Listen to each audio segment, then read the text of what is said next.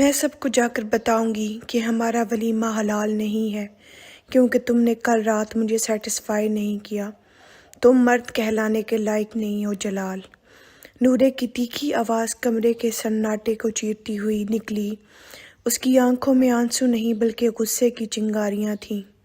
جلال، جو ابھی شاور لے کر باہر نکلا تھا اور تولیے سے اپنے بال خشک کر رہا تھا، نورے کے ان الفاظ پر پتھرا گیا۔ اس نے اپنی شرٹ زور سے فرش پر پھینکی اور تیزی سے اس کی طرف بڑھا۔ اپنی زبان سنبھال لو نورے، ورنہ میں بھول جاؤں گا کہ تم میری بیوی ہو اور میرے دادا کی لاڈلی بھی، جلال نے دھاڑتے ہوئے کہا۔ اس کی آنکھوں میں غصے کا لاوا ابل رہا تھا اور اس کے چہرے کی سختی دیکھ کر نورے کا دل ایک لمحے کے لیے رک سا گیا۔ تمہیں لگتا ہے کہ میں ڈرتی ہوں؟ تم نے مجھے حاصل کرنے کی کوشش ہی کب کی ہے؟ تم بس اپنی انا میں قید ہو۔ نورے نے اب بھی اپنی ضد برقرار رکھی، جس پر جلال نے اس کے قریب آ کر اس کا بازو سختی سے پکڑا اور اپنی ٹھنڈی سانسیں اس کے چہرے پر چھوڑتے ہوئے غراتے ہوئے بولا، تم بہت چھوٹا کھیل کھیل رہی ہو، مگر یاد رکھنا، جس دن میں نے تمہیں مکمل طور پر اپنا لیا، اس دن تم خود مجھ سے پناہ مانگو گی۔ جلال کی دھمکی کے بعد کمرے میں ایک دم سے گہرا سکوت چھا گیا۔ اس نے نورے کا ہاتھ جھٹک کر اسے بیڈ پر دھکیلا اور خود اس کے اوپر جھک گیا۔ نورے، جو صرف 20 سال کی تھی اور اب تک شادی کے تصور کو خواب سمجھتی تھی، جلال کی بدلتی ہوئی شخصیت دیکھ کر کانپ اٹھی۔ جلال، پلیز، میں صرف غصے میں تھی۔ اس کی آواز میں اب وہ پہلے والی تلخی نہیں بلکہ خوف کی لرزش تھی۔ جلال اس کے معصوم اور ڈرے ہوئے چہرے کو غور سے دیکھ رہا تھا۔ اس کی آنکھوں میں ایک وحشی پن تھا جس نے نورے کی روح تک کو ہلا دیا تھا۔ اب معافی مانگنے کا کوئی فائدہ نہیں۔ تم نے ہی تو کہا تھا کہ ہمارا رشتہ ادھورا ہے، تو آج میں اس کو مکمل کرنے آیا ہوں۔ جلال نے اس کے کان کے پاس سرگوشی کی اور نورے کی آنکھوں سے آنسوؤں کی جھڑی لگ گئی۔ وہ اس کے نیچے بے بس پڑی تھی۔ اسے ایسے لگ رہا تھا جیسے وہ کسی شکاری کے پنجے میں پھنس گئی ہو، جس کی گرفت سے نکلنا اب اس کے بس میں نہیں تھا۔ جلال نے اس کے چہرے سے بال ہٹائے، مگر اس کی نظروں میں پیار سے زیادہ ایک مالک کا حق اور غلبہ تھا، اور یہی چیز نورے کو سب سے زیادہ ڈرا رہی تھی۔ شادی کے اگلے دن جلال کے متضاد رویے کی نظر ہو گئے۔ کبھی وہ نورے کے لیے دنیا کا سب سے مہربان شوہر بن جاتا، تو کبھی ایک لمحے میں اس کا انداز برف کی طرح ٹھنڈا ہو جاتا۔ ایک صبح جلال ناشتے کی میز پر نورے کے لیے اس کی پسندیدہ چاکلیٹ لایا اور بالوں میں پیار سے ہاتھ پھیرا۔ تمہارا منہ ٹھیک نہیں تھا کل، یہ لو کھاؤ۔ اس کی آواز میں وہ پگھلا ہوا لہجہ تھا جس کے لیے نورے ترستی تھی۔ لیکن پھر اسی دوپہر جب نورے نے اپنے کالج کے کسی کام کے لیے باہر جانے کی اجازت مانگی، تو جلال کے چہرے پر پھر وہی وحشیانہ سختی آ گئی۔ میری بیوی گھر کی زینت ہے، بازار کی، سڑکوں کی نہیں۔ آئندہ ایسی بات بھی منہ سے نکلی تو مجھے برا لگے گا۔ وہ سرد مہری سے کہہ کر اٹھ گیا اور نورے حیرت سے اسے دیکھتی رہ گئی کہ یہ شخص آخر چاہتا کیا ہے۔ وہ اسے کبھی اپنے سینے سے لگا کر دنیا بھر کا تحفظ دیتا، تو کبھی اس پر اپنی مرضی مسلط کر کے اسے قیدی بنا لیتا، اور نورے ان بدلتے موسموں کے بیچ خود کو مکمل طور پر کھویا ہوا محسوس کر رہی تھی۔ سمجھ نہیں پا رہی تھی کہ جلال اسے محبت کر رہا ہے یا محض اپنے اختیار کا احساس دلا رہا ہے۔ ایک ماہ گزرنے کے بعد گھر میں خوشخبری کی دستک ہوئی تو جلال کی آنکھوں میں ایک ایسی چمک تھی جو اس نے پہلے کبھی نہیں دیکھی تھی۔ اس نے نورے کو اپنی باہوں میں بھر کر چوم لیا اور خوشی سے سرشار ہو کر بولا، نورے، تم نے میری زندگی مکمل کر دی ہے، اب ہماری اپنی ایک چھوٹی سی دنیا ہوگی۔ لیکن جلال کی یہ خوشی نورے کی اندر ایک گہری کھائی بن کر ابھری تھی۔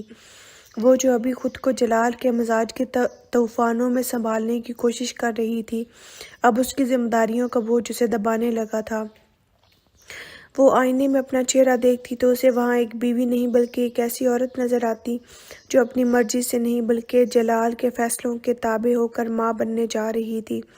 اسے جلال سے محبت کی وہ رمق محسوس نہیں ہو رہی تھی جس کا اس نے خواب دیکھا تھا، بلکہ اسے ایسے لگ رہا تھا جیسے یہ بچہ اس کے اور جلال کے درمیان ایک ایسا رشتہ بن گیا ہے جس سے وہ اب کبھی الگ نہیں ہو پائے گی، اور یہی سوچ اسے اندر ہی اندر گھلائے جا رہی تھی، اور کہ کیا وہ واقعی اس قید کے لیے تیار تھی۔ حمل کے ابتدائی مہینوں نے نورے کی زندگی کو ایک مسلسل اذیت میں بدل دیا تھا۔ اسے شدید متلی، کمزوری اور نیند کی کمی کا سامنا تھا، لیکن سب سے بڑا عذاب جلال کی بڑھتی ہوئی بے رخی تھی۔ نورے اکثر رات بھر کروٹیں بدلتی اور جلال کا انتظار کرتی، مگر وہ اپنے کاروبار اور باہر کے مصروفیات میں اس قدر کھو گیا تھا کہ اسے نورے کی ادھ کھلی آنکھیں اور پیلے پڑتے چہرے کا احساس تک نہ ہوتا تھا۔ ایک رات جب نورے کا جی بہت زیادہ خراب ہوا اور اس نے جلال کو آواز دی تو جلال نے بیزار ہو کر الٹی کروٹ لی اور سرد لہجے میں بولا، نورے، یہ سب تو نارمل ہے، تم ہر وقت شکایتیں کر کر کے میرا سر کیوں کھاتی ہو؟ تھوڑا برداشت کرنا سیکھو۔ یہ الفاظ کسی خنجر کی طرح نورے کے دل میں اتر گئے۔ وہ خاموشی سے اٹھ کر واش روم کی طرف چلی گئی اور آئینے میں خود کو دیکھ کر رو پڑی۔ اسے شدت سے محسوس ہوا کہ اس کے جسم میں پلنے والی یہ نئی زندگی اسے جلال کے قریب کرنے کے بجائے مزید تنہا کر رہی تھی۔ جسمانی کمزوری اور ذہنی تناؤ کے ساتھ ساتھ ہارمونل تبدیلیوں نے نورے کے مزاج میں ایک عجیب سی چڑچڑاہٹ اور خوف پیدا کر دیا تھا۔ اب اسے جلال کی قربت میں سکون کے بجائے گھٹن محسوس ہونے لگی تھی۔ جب بھی جلال اسے چھونے کی کوشش کرتا یا اس کے قریب آتا، نورے بے اختیار پیچھے ہٹ جاتی۔ اس کی آنکھوں میں ایک انجانا سا خوف تیرنے لگتا۔ جلال کو یہ دوری برداشت نہیں تھی، اس کے لیے یہ اس کی انا پر چوٹ تھی۔ ایک رات جب جلال نے اسے اپنی باہوں میں سمیٹنا چاہا تو نورے نے یکدم اسے دھکا دے کر خود کو الگ کر لیا۔ مجھے چھوؤ مت جلال، مجھے تم سے ڈر لگتا ہے۔ یہ بدلتا ہوا جسم اور یہ تنہائی مجھے ختم کر رہی ہے۔ نورے کی آواز میں کپ کپاہٹ تھی۔ جلال کی آنکھیں حیرت اور غصے سے پھیل گئیں۔ اس نے اپنے دانت پیستے ہوئے جواب دیا، تم میری بیوی ہو، میری ملکیت ہو، یہ دوری تم مجھ سے نہیں بنا سکتی۔ میں جلان ہوں، کوئی تمہارا کھلونا نہیں کہ جب دل چاہے پاس بلاؤ اور جب جی چاہے دھتکار دو۔ اس رات جلال غصے میں کمرے سے باہر نکل گیا اور نورے دروازے کی اوٹ میں بیٹھ کر اپنے پیٹ پر ہاتھ رکھے سسکیاں لیتی رہی۔ اسے لگا کہ اب وہ جلال کے مزاج کے بدلتے موسموں میں کبھی سکون نہیں پا سکے گی۔ جلال اب گھر آنے کے نام سے ہی کترانے لگا تھا، کیونکہ بزنس کا دباؤ اور دوسری طرف نورے کا سرد رویہ اسے ذہنی طور پر مفلوج کر رہا تھا۔ وہ اب رات گئے تک آفس میں بیٹھا رہتا یا دوستوں کی محفل میں وقت گزارتا تاکہ اسے گھر جا کر نورے کے مرجھائے ہوئے چہرے اور خاموش طعنوں کا سامنا نہ کرنا پڑے۔ جب بھی وہ دیر سے گھر لوٹتا تو نورے کو سونے کا ناٹک کرتے ہوئے پاتا، اور یہ بات جلال جیسے خود پسند مرد کے لیے ناقابل برداشت ہوتی جا رہی تھی کہ اس کی اپنی بیوی اس کی موجودگی سے بیزار ہے۔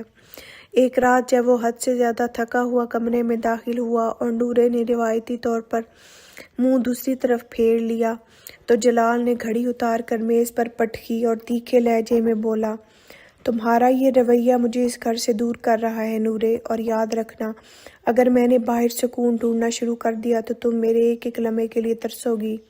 یہ کہہ کر وہ کپڑے بدلے بغیر ہی لاؤنج کے صوفے پر جا کر لیٹ گیا، جبکہ نورے نے اندھیرے میں بند آنکھوں سے اپنے آنسوؤں کو گالوں پر بہنے دیا۔ گھر کی چار دیواری اب نورے کے لیے قبر کی مانند بنتی جا رہی تھی، جہاں ہوا میں بھی جلال کی بے رخی اور بے بسی کی بو بسی تھی۔ وہ سارا دن کمرے میں بند رہتی، آئینے کے سامنے کھڑے ہو کر خود سے باتیں کرتی اور کبھی کبھی اپنے پیٹ پر ہاتھ رکھ کر سوچتی کہ کیا اس بچے کی زندگی بھی اسی طرح کے اندھیرے میں گزرے گی۔ اس طرح کی ذہنی حالت اس قدر بگڑ چکی تھی کہ اسے ہر شے مٹی اور بے رنگ نظر آنے لگی تھی۔ ایک دوپہر جب جلال گھر پر نہیں تھا، اس نے کچن سے نکلی ہوئی تیز دھار چھری کو الماری کے اوپر سے اٹھایا اور اسے اپنی کلائیوں کے قریب لا کر ٹھہر گئی۔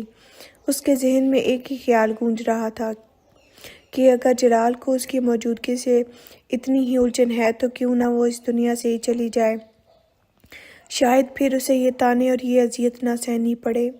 چھری کی نوک جب اس کی جلد کو چھونے لگی تو وہ ایک دم سے ہڑبڑا کر پیچھے ہٹی اور زور زور سے رونے لگی۔ اس کی سسکیاں کمرے کی دیواروں سے ٹکرا کر واپس آ رہی تھیں، مگر وہاں کوئی نہیں تھا جو اسے سینے سے لگا کر کہتا کہ سب ٹھیک ہو جائے گا۔ ایک شام جلال کی کسی اور کے ساتھ مصروفیت پر نورے نے طنزیہ جملہ کسا تو جلال کا ضبط جواب دے گیا۔ اس نے نورے پر چیختے ہوئے کہا کہ وہ اس کے لیے بوجھ بنتی جا رہی ہے۔ جلال کے جانے کے بعد نورے نے شدید ذہنی صدمے میں آ کر بیڈ روم کا دروازہ اندر سے بند کر لیا اور کھڑکی کے پردے سے پھندا بنا کر خود کو ختم کرنے کی کوشش کی۔ عین اسی وقت جلال کسی ضروری فائل کے لیے واپس کمرے میں آیا، لیکن دروازہ بند پا کر اسے تشویش ہوئی اور وہ دھکے سے دروازہ توڑ کر اندر داخل ہوا۔ کمرے کا منظر دیکھ کر جلال کے پیروں تلے سے زمین نکل گئی۔ اس نے تیزی سے آگے بڑھ کر نورے کو نیچے اتارا اور اسے اپنی باہوں میں بھینچ لیا۔ جلال کا سانس پھول رہا تھا اور اس کی آنکھوں میں پہلی بار خوف کے ساتھ ساتھ پچھتاوا بھی جھلک رہا تھا۔ وہ نورے کو مسلسل پکار رہا تھا جبکہ نورے بے ہوشی کے عالم میں اس کے سینے پر پڑی تھی۔ تم ایسے کیسے کر سکتی ہو نورے؟ تم اور یہ بچہ میری زندگی ہو، تم مجھے اس طرح سزا نہیں دے سکتی۔ جلال کی آواز میں پہلی بار درد کی وہ گہرائی تھی جس سے نورے شاید ہمیشہ سے محروم رہی تھی۔ ہسپتال سے واپسی کے بعد چند دن تو جلال نے نورے کا بے پناہ خیال رکھا، لیکن جلال کی فطرت میں صبر کی کمی تھی۔ جیسے ہی نورے کی حالت کچھ بہتر ہوئی، جلال نے اسے سمجھانے کے بجائے اپنی پرانی روش اپنانا شروع کر دی۔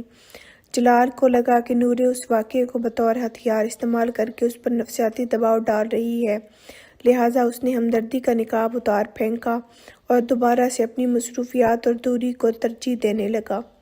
ایک رات جب نورے نے اس سے کچھ وقت مانگا تو جلال نے اسے ایک نظر حقارت سے دیکھا اور سگریٹ جلاتے ہوئے سرد لہجے میں بولا، تمہاری اس جذباتی بلیک میلنگ سے میں اکتا چکا ہوں نورے۔ زندگی جینے کے لیے حوصلہ چاہیے ہوتا ہے، خودکشی کی کوششیں کر کے تم صرف اپنی کمزوری کا ثبوت دے رہی ہو۔ اس کے یہ بے حس جملے سن کر نورے کا سارا پچھتاوا غصے میں بدل گیا اور وہ خاموشی سے دوسری طرف منہ کر کے لیٹ گئی، یہ جانتے ہوئے کہ جلال اب اس کے لیے کبھی نہ کبھی وہ کندھا نہیں بنے گا جس پر وہ اپنا سر رکھ سکے۔ جلال نے اس کے بعد اپنی پوری توجہ کام اور دوستوں کی محفلوں کی طرف موڑ لی، جیسے اس گھر میں کوئی زندہ انسان نہیں بلکہ صرف ایک بوجھ موجود ہو۔ جلال کی ماں اور خاندان کے دیگر بڑوں نے گھر میں آئے دن کے جھگڑوں اور نورے کے افسردہ رویے کو دیکھتے ہوئے جلال کے کان بھرنا شروع کر دیے کہ اب اسے اپنی زندگی کا فیصلہ کر لینا چاہیے۔ تمہاری عمر ڈھل رہی ہے اور یہ لڑکی تو تمہیں سکون کے بجائے صرف ذہنی اذیت دے رہی ہے۔ دوسری شادی کر لو تاکہ اسے احساس ہو کہ اس کی جگہ کوئی اور لینے والا موجود ہے۔ ماں کی یہ بات جلال کے ذہن میں کسی بیج کی طرح جا کر بیٹھ گئی۔ جلال نے اپنے کمرے میں بیٹھے کھڑکی سے باہر دیکھتے ہوئے فیصلہ کر لیا کہ اب وہ نورے کو اس کی ضد اور غرور کی سزا دے کر ہی رہے گا۔ اس نے سوچا کہ جب اس کے گھر میں کوئی اور عورت آئے گی تبھی اسے سمجھ آئے گی کہ ایک مرد کی توجہ اور محبت کتنی قیمتی ہوتی ہے۔ رات کو جب نورے نے اسے کھانے کے لیے بلایا تو جلال نے بے رخی سے جواب دیا، تمہارے لیے اب میرے پاس وقت نہیں ہے نورے، میں نے فیصلہ کر لیا ہے کہ مجھے کسی ایسی ہی ہم سفر کی ضرورت ہے جو میری زندگی میں سکون لا سکے۔ بہت جلد اس گھر میں تمہارے ساتھ کوئی اور بھی ہوگا، تیار رہنا۔ وہ دن نورے کی زندگی کا سب سے سیاہ اور قیامت خیز ثابت ہوا جب جلال عنبر کو اپنے ساتھ گھر لے آیا۔ گھر کے دروازے پر قدم رکھتے ہی جلال نے عنبر کا ہاتھ تھام رکھا تھا اور نورے جو اپنی حمل کی کمزوریوں کے باوجود اسے دیکھنے کے لیے باہر آئی تھی، ایک لمحے کے لیے ساکت رہ گئی۔ جلال نے نورے کی طرف دیکھے بغیر عنبر سے کہا، یہ تمہارا نیا گھر ہے اور یہ نورے ہے، اس گھر کی پہلی بیوی۔ نورے کے کانوں میں جلال کے الفاظ گونجے تو اسے لگا جیسے اس کے وجود کی بنیاد ہی ہل گئی ہو۔ اس کے ہاتھوں سے پانی کا گلاس چھوٹ کر فرش پر بکھر گیا اور وہ دیوار کا سہارا لے کر وہیں بیٹھ گئی۔ عنبر کی مسکراہٹ، جلال کا اس کے ساتھ لاڈلا انداز اور گھر میں کسی اجنبی عورت کا داخلہ، یہ سب کچھ اس کے لیے کسی زہر سے کم نہیں تھا۔ اسے اپنا سانس بند ہوتا محسوس ہوا۔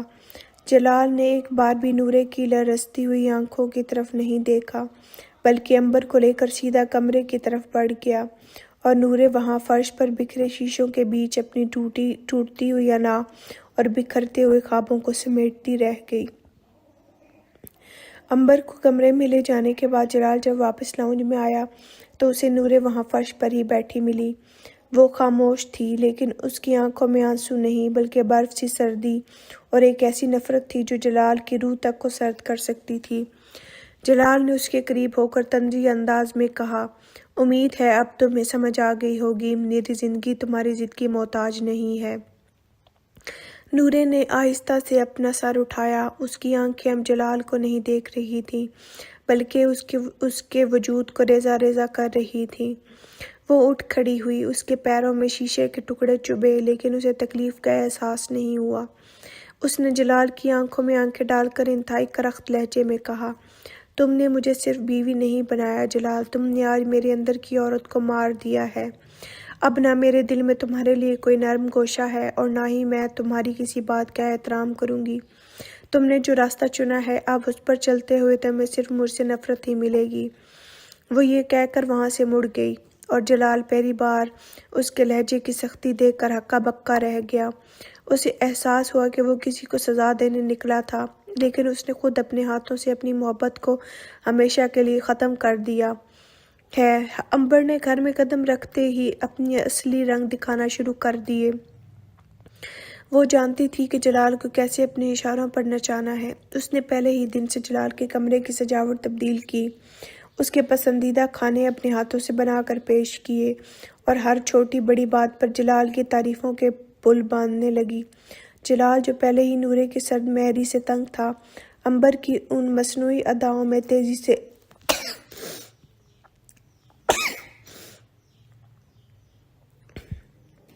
تیزی سے کھویا جانے لگا۔ امبر نے جلال کے سامنے نورے کے بارے میں ایسی باتیں کرنی شروع کیں جیسے وہ بہت معصوم ہے اور نورے اس پر ظلم کر رہی ہے۔ جلال، نورے شاید ابھی بہت چھوٹی ہے، وہ میری موجودگی کو برداشت نہیں کر پا رہی، میں نے تو بس آپ کا خیال رکھنا چاہتی ہوں۔ وہ مگرمچھ کے آنسو بہاتے ہوئے جلال کے سینے سے لگ جاتی۔ جلال امبر کے اس جال میں اس قدر بری طرح پھنس چکا تھا کہ اسے نورے کی کسی بات پر یقین کرنا تو دور، اس کی طرف دیکھنا بھی گراں گزرتا تھا۔ امبر نے آہستہ آہستہ گھر کے تمام معاملات اپنے ہاتھ میں لے لیے اور جلال کو نورے سے دور کر کے اپنے حصار میں قید کر لیا۔ جبکہ نورے دور کھڑی یہ سب گھر کا تماشا دیکھتی اور جلال کی اس اندھی محبت پر ہنستی رہی۔ گھر کا ماحول اب مکمل طور پر بدل چکا تھا۔ امبر نے اپنی چالاکیوں سے گھر کے تمام امور اپنے ہاتھ میں لینے کے بجائے نورے کو خادمہ بنا کر پیش کرنے کا ڈرامہ رچایا۔ امبر جلال کے سامنے خود کو ایک نازک اور بیمار بیوی ظاہر کرتی اور جلال اس کی ہر بات پر نورے کو حکم دیتا، نورے تم تو گھر میں ہی ہو، امبر کی طبیعت ٹھیک نہیں، تم کچن اور صفائی کے کام سنبھال لو۔ نورے جس کا حمل 8ویں ماہ میں داخل ہو رہا تھا اور اسے چلنے پھرنے میں بھی دقت ہوتی تھی، جلال کی یہ بے حسی دیکھ کر اندر سے کانپ جاتی۔ اسے شدید تھکن اور کمر درد کا سامنا رہتا، مگر وہ جلال کی آنکھوں میں امبر کے لیے موجود شفقت دیکھ کر خاموشی سے کاموں میں جٹی رہتی۔ جب کبھی وہ اپنی کمزوری کا ذکر کرتی تو جلال الٹا اسے طعنہ دیتا کہ وہ بچے کو بہانہ بنا کر کام سے جی چرا رہی ہے۔ نورے پسینہ پوچھتی اور اپنی کمزور صحت کے باوجود گھر کی دہلیز پر بوجھ اٹھائے پھرتی۔ اسے اب حساب ہو چکا تھا کہ جلال کی نظروں میں اس کی حیثیت ایک بیوی سے زیادہ ایک کارآمد ملازمہ کی بھی نہیں رہی۔ جلال کی دنیا اب صرف امبر کے گرد گھومتی تھی۔ وہ دفتر سے واپسی پر نورے کے کمرے کا رخ کرنے کے بجائے سیدھا امبر کے پاس جاتا اور گھنٹوں اس کی باتیں سنتا۔ نورے جو کمرے کے ایک کونے میں اپنی ادھوری کتابوں اور تنہائی کے ساتھ بیٹھی رہتی، اکثر جلال اور امبر کی کہکوں کی آوازیں سنتی جو اس کے دل پر کسی تپتے ہوئے خنجر کی طرح لگتیں۔ جلال نے اب نورے کی صحت، اس کے حمل کی ضروریات اور اس کی اداسی کو مکمل طور پر نظر انداز کر دیا تھا، جیسے نورے کا اس گھر میں کوئی وجود ہی نہ ہو۔ ایک روز نورے نے شدید سر درد کی شکایت کی اور جلال سے ڈاکٹر کے پاس جانے کے لیے کہا، تو جلال نے امبر کے ہاتھ سے کافی کا مگ لیتے ہوئے بغیر مڑ کر دیکھے سرد لہجے میں کہا، نورے تم اب بڑی ہو گئی ہو، خود جانے کا انتظام کر لو، میں امبر کے ساتھ باہر جا رہا ہوں، میرے پاس تمہاری چھوٹی موٹی بیماریوں کا وقت نہیں ہے۔ جلال کے ان الفاظ نے نورے کو یہ تسلیم کرنے پر مجبور کر دیا کہ اب اسے مرد کی محبت میں اس کے لیے کوئی جگہ نہیں بچی اور وہ صرف ایک ایسی تصویر بن کر رہ گئی ہے جس پر سے رنگ مدھم پڑ چکے ہیں۔ عنبر کی جرأت اب اس حد تک بڑھ چکی تھی کہ وہ جلال کی عدم موجودگی میں نورے کو طنزیہ جملے سنانے لگی۔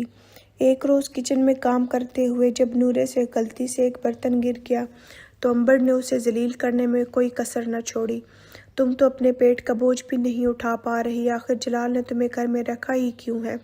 تم تو صرف ایک بوجھ ہو۔ عنبر نے حقارت سے اسے دیکھتے ہوئے کہا۔ نورے کی آنکھوں میں آنسو آ گئے اور اس نے احتجاج کرنا چاہا تو جلال اچانک وہاں آ گیا۔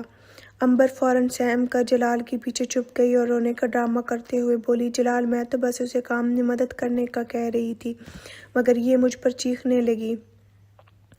جلال نے نورے کی تکلیف اور اس کے بھرے ہوئے آنسوؤں کو دیکھنے کے بجائے ایک لمحے کی تاخیر کیے بغیر نورے کی طرف رخ کیا اور غراتے ہوئے بولا، تمہاری بدتمیزی اور حسد اب حد سے بڑھ رہی ہے نورے۔ ایک تو عنبر تمہارے ساتھ رہ کر اتنی نرمی دکھا رہی ہے اور تم ہو کہ اس پر بھی زبان درازی کر رہی ہو۔ آئندہ اس نے ایسی کوئی شکایت کی تو میں تمہیں گھر سے نکال دوں گا، چاہے تم حاملہ ہی کیوں نہ ہو۔ نورے یہ سن کر سکتے میں آ گئی کہ جس شخص کو وہ کبھی اپنا محافظ سمجھتی تھی وہ آج عنبر کے ایک جھوٹ کے لیے اس کی عزت کو نیلام کر رہا تھا۔ رات کا پچھلا پہر تھا اور پورے گھر میں ایک ویران سی خاموشی چھائی ہوئی تھی، سوائے نورے کے کمرے کے جہاں وہ دیوار سے ٹیک لگائے اپنے پیٹ پر ہاتھ پھیرے بیٹھی تھی۔ اس کی آنکھوں سے آنسوؤں کی لڑی مسلسل بہہ رہی تھی جو اس کے گالوں کو تر کر رہی تھی۔ وہ آہستہ آہستہ آواز میں اپنے ہونے والے بچے سے مخاطب تھی، دیکھ رہی ہو نا تم، یہ دنیا کتنی بے رحم ہے، اور تمہارے والد، وہ تو اس عورت کے سحر میں ایسے اندھے ہوئے کہ انہیں میری چیخیں بھی سنائی نہیں دیتی۔ اس نے ہچکی لی اور اپنے پیٹ کو تھپ تھپاتے ہوئے مزید کہا، تمہارے آنے سے پہلے ہی تمہارے باپ نے مجھے اس گھر سے بے دخل کر دیا ہے، اب صرف تم ہی میری واحد امید ہو۔ پلیز جلد آ جاؤ، میں اس اکیلے پن کو اب مزید نہیں سہ سکتی۔ نورے کی آواز اس کے گلے میں پھنس کر رہ گئی اور وہ بچے کو سینے سے لگائے اس بے وفائی اور تنہائی کے کرب کو اپنے آنسوؤں میں بہاتی رہی، اس امید کے ساتھ کہ شاید کسی دن یہ بچہ ہی اس کی سچی دنیا بنے گا۔ عنبر کی ہوس اور جلال سے بیزاری اب گھر کی دیواروں سے باہر نکل کر ارحم کے کمرے تک پہنچ چکی تھی، جو جلال کا چھوٹا بھائی تھا اور گھر میں اکثر اکیلا رہتا تھا۔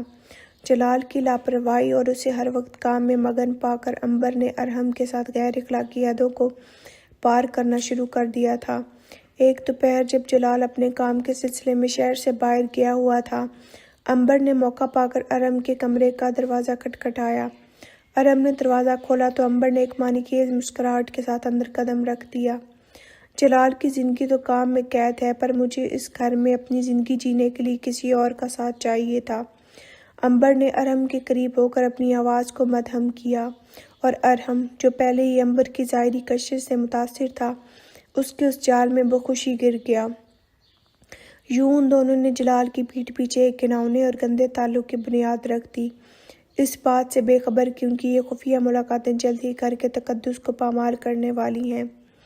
عنبر کی بے باکی اور ارحم کی بدلتی ہوئی نظروں نے گھر کی فضا میں ایک عجیب سی بے چینی پیدا کر دی تھی۔ نورے، جو پہلے ہی خود کو دنیا سے کاٹ چکی تھی، اب اکثر نیم شب کو باورچی خانے میں پانی پینے کے لیے نکلتی تو اسے لاؤنج میں یا برآمدے کے اندھیرے کونوں میں عنبر اور ارحم کی سرگوشیاں سنائی دیتی۔ ایک رات جب وہ کمرے سے باہر نکلی تو اس نے عنبر کو ارحم کے بہت قریب کھڑے دیکھا۔ ان کے چہروں پر وہ اجنبی سی مسکراہٹ تھی جو صرف کسی گہرے راز کی شراکت داری میں ہوتی ہے۔ جیسے ہی ارحم کی نظر نورے پر پڑی وہ فوراً پیچھے ہٹ گیا اور عنبر نے اپنا چہرہ دوسری طرف پھیر لیا، لیکن ان کی آنکھوں میں وہ خوف اور بوکھلاہٹ صاف عیاں تھی جو کسی غلط کام کے پکڑے جانے پر ہوتی ہے۔ نورے وہاں سے خاموشی سے پلٹ آئی، لیکن اس کا دل زور زور سے دھڑک رہا تھا۔ اسے یقین ہو گیا کہ جلال جس عورت کو اپنے گھر اور زندگی کا محافظ سمجھ رہا ہے، وہ اس کے اپنے گھر کی بنیادیں کھوکھلی کر رہی ہے۔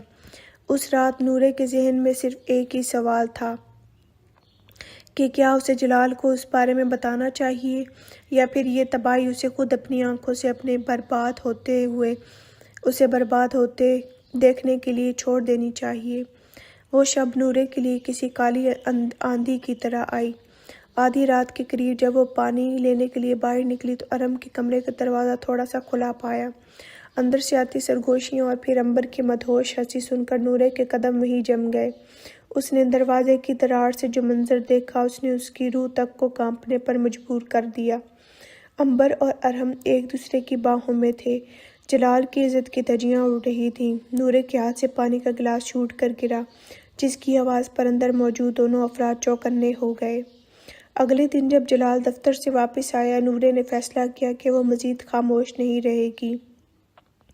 اس نے جلال کو لاؤنج میں روکا اور کانپتی ہوئی آواز میں سب کچھ بتا دیا۔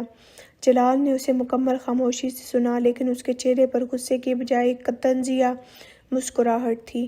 وہ اٹھا، عنبر کو کمرے سے باہر بلایا اور انتہائی اطمینان سے بولا، دیکھو عنبر، نورے کیا کہانی گھڑ رہی ہے۔ عنبر نے فوراً روتے ہوئے اپنی صفائی پیش کی۔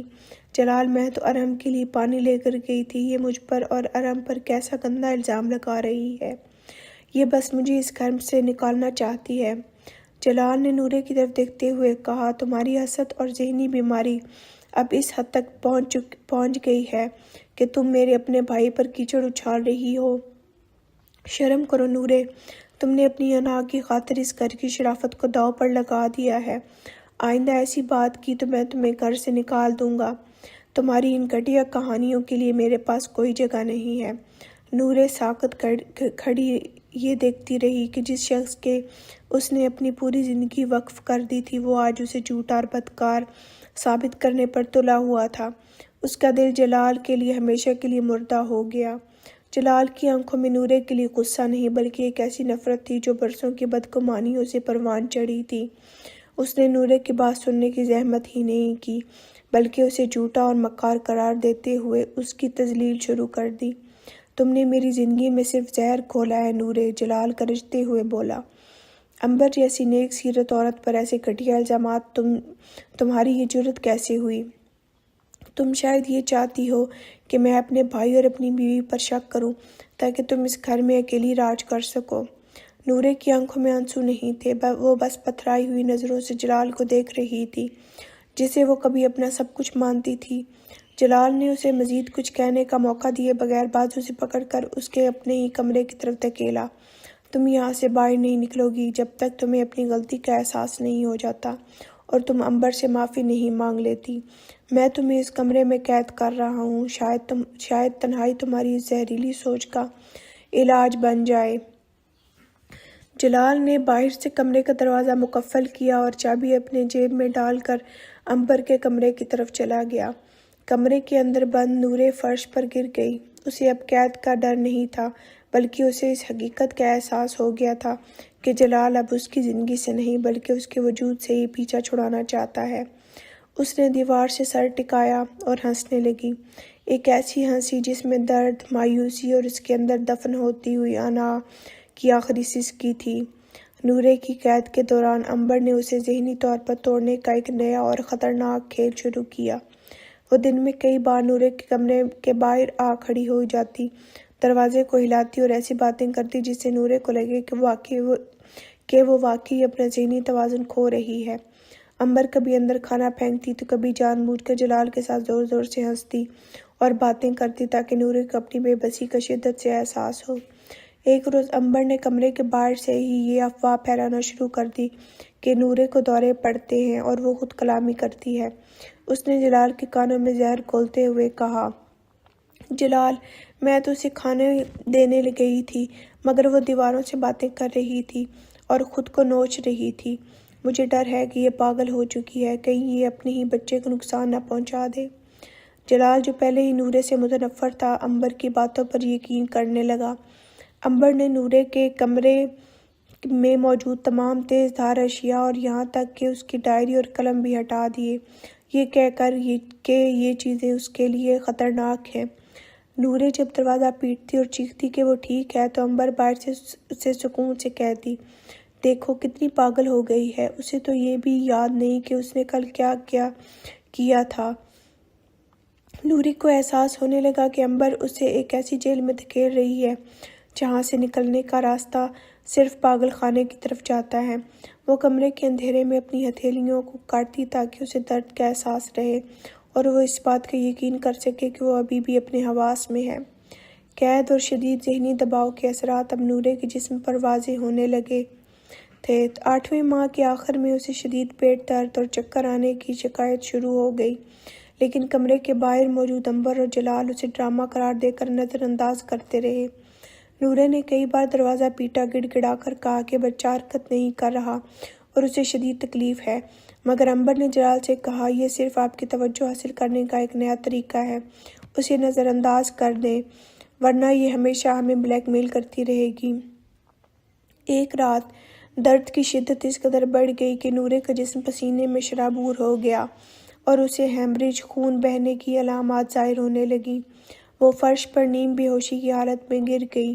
اس کا چہرہ زرد پڑ چکا تھا اور سانس لینا دشوار ہو رہا تھا۔ اس کے کانوں میں باہر سے جلال اور عنبر کے کہکے آ رہے تھے جو ٹی وی دیکھ کر لطف اندوز ہو رہے تھے۔ نورے نے آخری بار ہمت جمع کی اور ٹوٹتی ہوئی آواز میں مدد کے لیے پکارا، جلال، بچہ، درد۔ لیکن جلال نے اونچی آواز میں ٹی وی کا والیوم مزید بڑھا دیا تاکہ اسے نورے کی چیخیں سنائی نہ دیں۔ وہ تنہائی کے اس گہرے اندھیرے میں اپنی زندگی اور اپنے بچے کی دھڑکنوں کو آہستہ ہوتے محسوس کر رہی تھی، یہ جانتے ہوئے کہ اس گھر میں اب کوئی بھی اسے بچانے والا نہیں ہے۔ عنبر نے جلال کے دل و دماغ پر اپنی گرفت اتنی مضبوط کر لی تھی کہ جلال کے لیے نورے اب ایک زندہ انسان نہیں بلکہ محض ایک بوجھ بن کر رہ گئی تھی۔ عنبر روزانہ جلال کے سامنے نورے کی نئی خرافات اور ڈراموں کا تذکرہ کرتی، جس سے جلال کے دل میں نورے کے لیے نفرت کی ایک اور تہ جم جاتی۔ اس نے حتمی فیصلہ کر لیا کہ وہ اب نورے سے کوئی کلام نہیں کرے گا۔ کئی دن گزر گئے، جلال کمرے سے گزرتے ہوئے بھی نورے کی طرف نہیں دیکھتا تھا، جیسے وہ اس کمرے میں کوئی روح ہو۔ اگر کبھی نورے نے دروازے کے پیچھے سے اسے پکارنے یا بات کرنے کی کوشش کی تو جلال دروازے کے پیچھے سے اسے پکارنے پر بات کرنے کی کوشش کی تو جلال خاموشی سے وہاں سے گزر جاتا یا عنبر کا ہاتھ تھام کر اس کے کمرے میں چلا جاتا۔ جلال کا یہ مکمل بائیکاٹ نورے کے لیے کسی بڑی سزا سے کم نہیں تھا، لیکن عنبر یہ سب دیکھ کر اطمینان اور فتح کی مسکراہٹ لیے جلال کے کانوں میں سرگوشی کرتی، دیکھا آپ نے، یہ صرف آپ کی توجہ پانے کے لیے خاموش ہے، اس سے بات کرنا اس کے غرور کو مزید ہوا دے گا۔ جلال عنبر کی زہریلی نصیحت پر سر ہلا دیتا اور یوں وہ دونوں نورے کو زندہ ترکور کرنے کے اس عمل میں ایک دوسرے کے شریک جرم بن گئے۔ نورے اب اس کمرے کی چار دیواری میں جلال کی آواز سننے کے لیے ترستی تھی، لیکن اسے صرف خاموشی اور عنبر کے کہکے ہی سنائی دیتے۔ جلال کا دفتر کے کام سے شہر سے باہر جانا عنبر اور ارحم کے لیے ایک سنہری موقع ثابت ہوا۔ رات کے سناٹے میں جب گھر کے باقی سب افراد سو چکے تھے، عنبر نے چپکے سے اپنے کمرے سے نکل کر ارحم کے کمرے کا رخ کیا۔ نورے جو اپنی بیماری اور کمرے میں قید ہونے کے باوجود رات بھر جاگ کر اپنی قسمت کو کوستی رہتی تھی، اس رات بھی کھڑکی سے باہر آسمان کو تک رہی تھی۔ اس نے دیکھا کہ عنبر جو کچھ دیر پہلے جلال کے جانے پر غمزدہ ہونے کا ڈرامہ کر کے اپنے کمرے میں گئی تھی، اب انتہائی بے باکی سے نکل کر ارحم کے کمرے میں داخل ہو رہی ہے۔ نورے کی روح کانپ اٹھی۔ اس نے بمشکل ہمت کر کے اٹھنے کی کوشش کی۔ اسے اپنی کمزوری کے باوجود اس اندھیرے میں چلنا محال محسوس ہو رہا تھا۔ وہ آہستہ آہستہ رینگتی ہوئی ارحم کے کمرے کے قریب پہنچی۔ دروازہ تھوڑا سا کھلا تھا اور جو منظر نورے کی آنکھوں کے سامنے تھا، اس نے اس کے وجود میں جیسے آگ لگا دی۔ عنبر اور ارحم ایک ہی بستر پر موجود تھے، ان کے درمیان کا فاصلہ اخلاقیات کی تمام حدود کو رون چکا تھا۔ نورے کے لیے یہ منظر سہنا ممکن نہیں تھا۔ اس کا دل چاہا کہ وہ چیخ کر پورے گھر کو جگا دے، لیکن اس کے حلق سے آواز نہیں نکل رہی تھی۔ وہ دیوار کا سہارا لے کر وہیں ڈھیر ہو گئی۔ اس کی آنکھوں سے آنسوؤں کے بجائے اب صرف خون کے آنسو بہہ رہے تھے۔ اسے احساس ہوا کہ جلال، جسے وہ اب بھی کہیں نہ کہیں اندر سے اپنا سمجھتی تھی، ایک ایسی عورت کے ساتھ جڑا ہوا ہے جو اس کی عزت کی سب سے بڑی دشمن ہے۔ نورے کی دنیا اب ہمیشہ کے لیے بکھر چکی تھی۔ اس نے فیصلہ کر لیا کہ اب وہ خاموش نہیں رہے گی، چاہے اس کا انجام کچھ بھی ہو۔ اس بار نورے کی آنکھوں میں آنسو نہیں بلکہ ایک ٹھنڈا پرعزم انتقام کا شعلہ تھا۔ اس نے جان لیا تھا کہ چیخنے اور جلال کے سامنے سچ بولنے کا کوئی فائدہ نہیں، کیونکہ جلال کا دماغ عنبر نے اپنے قبضے میں کر رکھا ہے۔ وہ اپنی کمزوری اور لرزتی ہوئی حالت میں فرش پر بیٹھی رہی، لیکن اس کا دماغ تیزی سے کام کر رہا تھا۔ اس نے سوچا کہ اب اسے جلال کو کچھ بتانے کی ضرورت نہیں، بلکہ اسے وہ سب دکھانے کی ضرورت ہے جس سے عنبر اور ارم کبھی انکار نہ کر سکیں۔ اس نے اپنے کمرے کے کونے میں پڑی اپنی پرانی ڈائری کے کچھ اوراق پھاڑے اور ان پر وہ تمام اوقات اور مشاہدات لکھنا شروع کیے جب عنبر ارم کے کمرے میں جاتی تھی۔ وہ اب اپنی بیماری کو بھول چکی تھی۔ اس نے اپنے نئے موبائل فون جو اس کے پاس چھپا ہوا تھا کے کیمرے کو تیار کیا، جس کا استعمال وہ اب تک اپنی کہانیوں کے مناظر ریکارڈ کرنے کے لیے کرتی تھی۔ وہ جانتی تھی کہ اسے ایک ایسا ویڈیو ثبوت چاہیے جو جلال کی آنکھوں پر بندھی عنبر کی محبت کی پٹی کو جھٹکے سے اتار دے۔ نورے نے کمرے کے دروازے کے پاس ایک ایسی جگہ کا انتخاب کیا جہاں سے ارم کے کمرے کے دروازے کا کوریڈور صاف نظر آتا تھا۔ وہ راتوں کو جاگ کر اس لمحے کا انتظار کرنے لگی جب عنبر دوبارہ اپنی بے حیائی کا مظاہرہ کرے گی۔ اس کے دل میں اب صرف ایک ہی مقصد تھا، اپنی عزت کی بحالی نہیں بلکہ ان لوگوں کی اصلیت کو بے نقاب کرنا جنہوں نے اس کے ساتھ اس کے بچے کے وجود کو بے داو پر لگا دیا تھا۔ اب نورے خاموش تماشائی نہیں تھی، وہ اس تباہی کے کھیل میں اپنے پہلے جوابی وار کی تیاری کر رہی تھی۔ نورے اب اس عورت کا سایہ بھی نہیں بچی تھی جو کبھی جلال کے لیے ایک مسکرانے پر اپنی پوری کائنات نچھاور کر دیا کرتی تھی۔ اس کے دل کے کسی گوشے میں اگر محبت کی کوئی رمق باقی تھی بھی تو وہ جلال کی بے حسی اور تذلیل کے زہر میں گھل کر راکھ ہو چکی تھی۔ اب اس کے سینے میں محبت نہیں بلکہ انتقام کی ایک ایسی آگ دہک رہی تھی جس میں وہ خود بھی جل رہی تھی، مگر اب اسے اپنی پرواہ نہیں تھی۔ وہ آئینے میں اپنے آپ کو دیکھتی تو اسے وہ نورے نظر نہ آتی جو خوشبوؤں اور رنگوں کی دیوانی تھی۔ اس کی آنکھوں میں گہرے حلقے پڑ چکے تھے اور چہرہ زرد تھا، لیکن انہی آنکھوں میں اب ایک ایسی چمک تھی جو جلال اور عنبر کے لیے موت کا پیغام تھی۔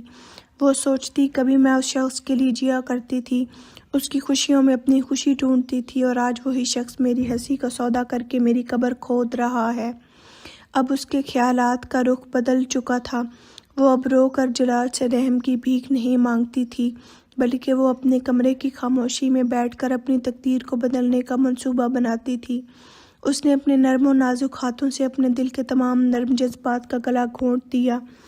اب اس کی زندگی کا واحد مقصد صرف ایک تھا، جلال کو اس کی اندھی محبت کا وہ آئینہ دکھانا جس میں اسے عنبر کا اصل چہرہ اور اپنی بربادی نظر آئے۔ اسے اب اس بات سے کوئی غرض نہیں تھی کہ اس کے بعد کیا ہوگا، بس اسے ان لوگوں کے غرور کو خاک میں ملانا تھا جنہوں نے اس کے وجود اور اس کے بچے کی زندگی کو کھلونا سمجھ رکھا تھا۔ نورے کے لیے اب نافی کے تمام دروازے بند ہو چکے تھے اور انتقام کا راستہ ہی اس کے لیے واحد سچ بن گیا تھا۔ عنبر کو اب اس گھر میں گھٹن محسوس ہونے لگی تھی۔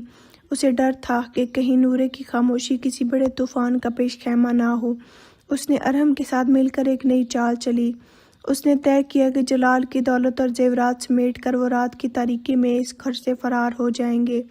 ایک رات جب جلال کسی کاروباری دورے پر باہر گیا ہوا تھا، عنبر نے موقع پایا۔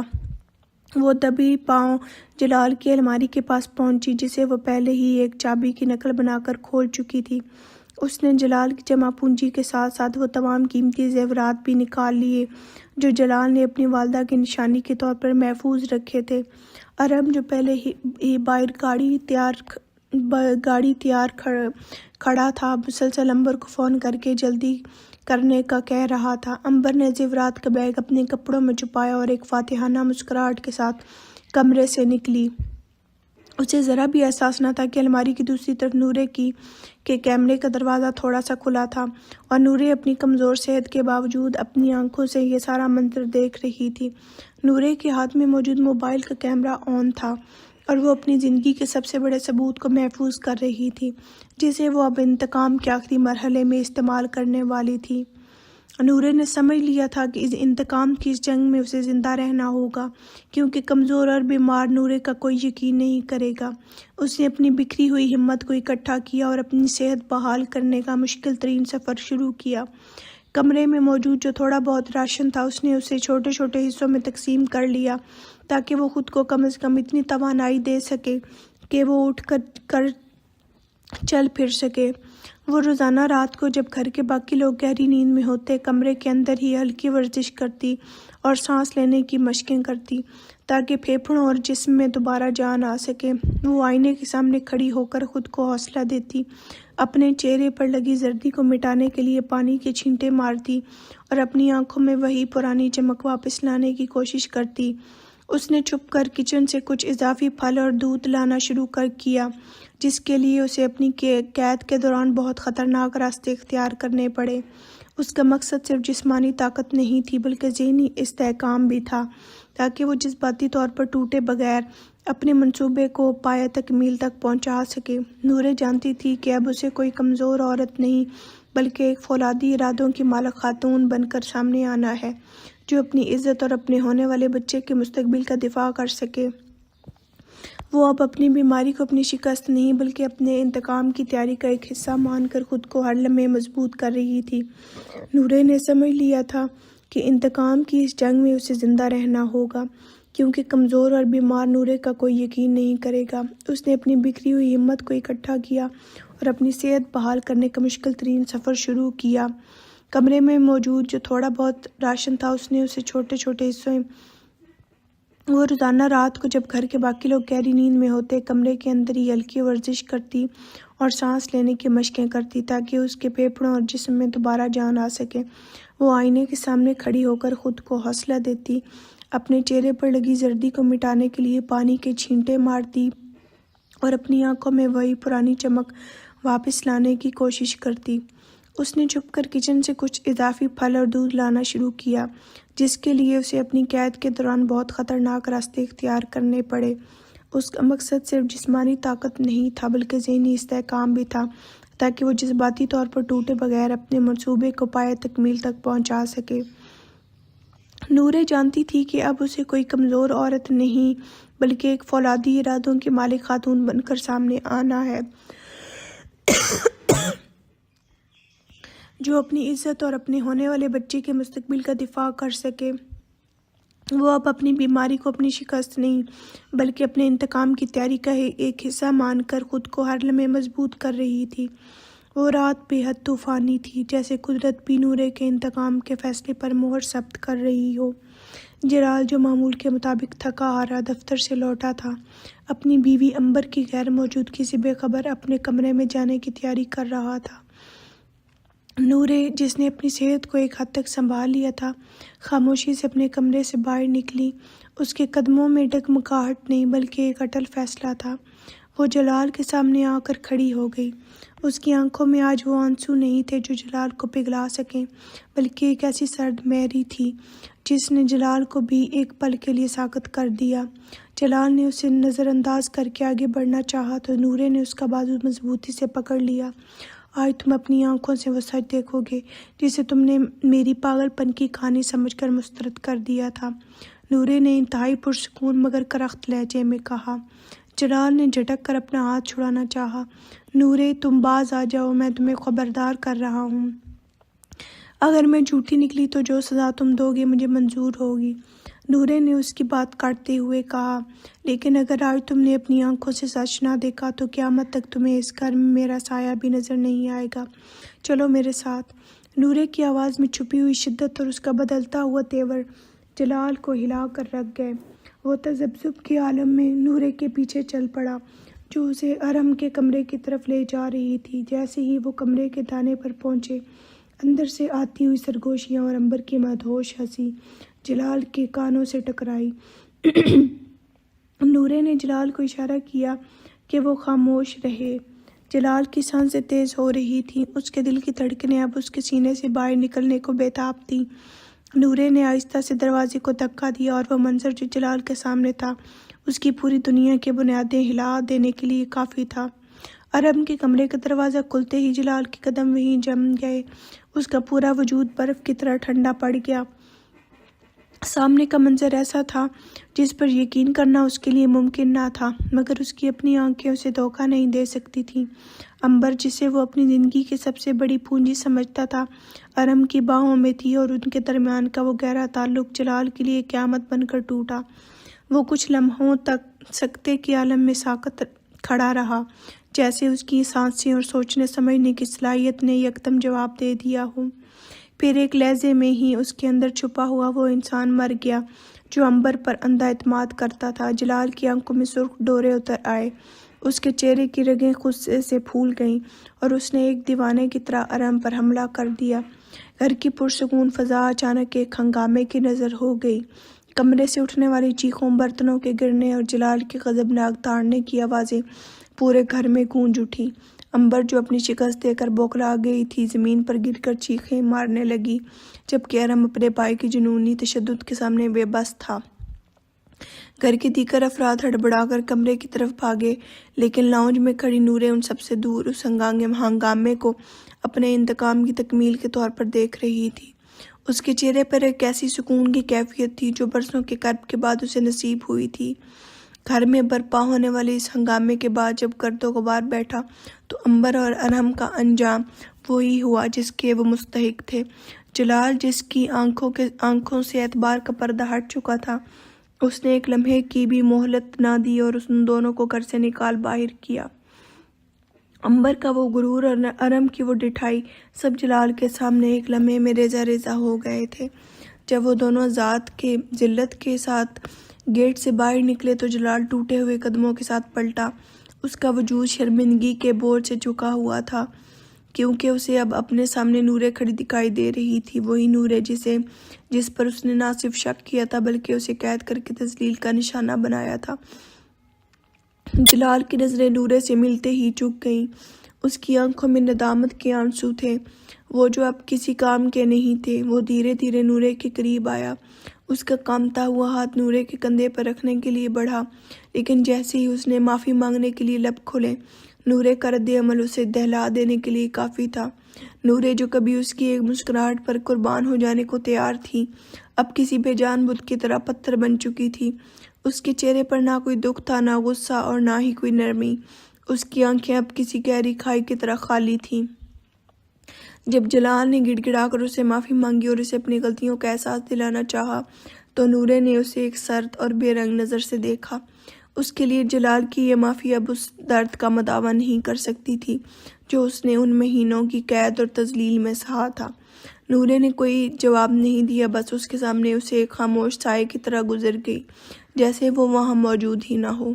جلال وہیں کھڑا رہ گیا، یہ جان کر کہ اس نے اپنی زندگی کی سب سے قیمتی متاع کو نہ صرف کھو دیا ہے بلکہ اپنے ہی ہاتھوں سے اسے ایک ایسے پتھر میں بدل دیا ہے جسے اب کوئی پچھتاوا پگھلا نہیں سکتا۔ نورے کے حمل کے آخری دن آ پہنچے تھے اور اب گھر کی فضا مکمل طور پر بدل چکی تھی۔ جلال کا ہر لمحہ اب نورے کے ارد گرد ہی سمٹ آیا تھا۔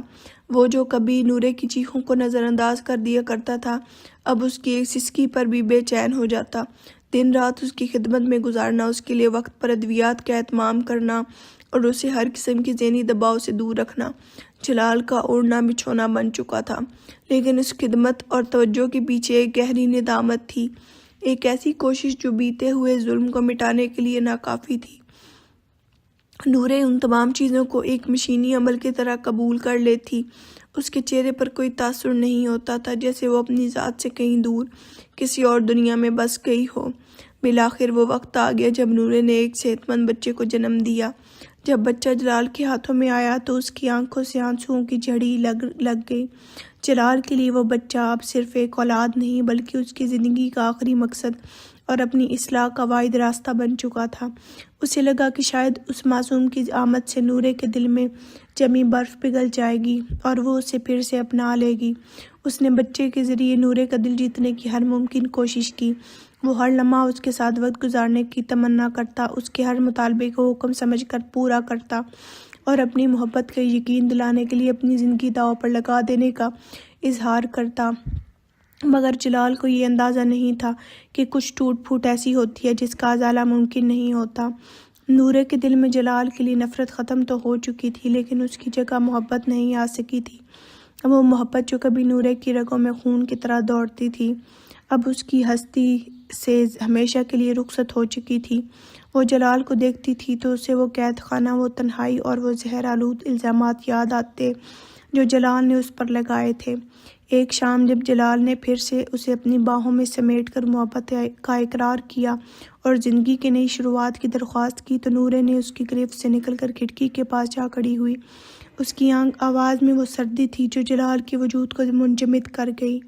اس نے جلال کی طرف دیکھے بغیر دھیمی مگر اٹل آواز میں کہا، جلال، تم شاید ہی سمجھتے ہو کہ یہ بچہ، یہ سہولیات اور تمہاری بدلتی ہوئی توجہ مجھے پھر سے وہی پرانی نورے بنا دے گی جو تم پر جان چھڑکتی تھی، لیکن تم غلط ہو۔ محبت تو اسی دن مر گئی تھی جب تم نے میری سچائی کو ٹھکرا کر مجھے شک کے دائرے میں کھڑا کیا تھا۔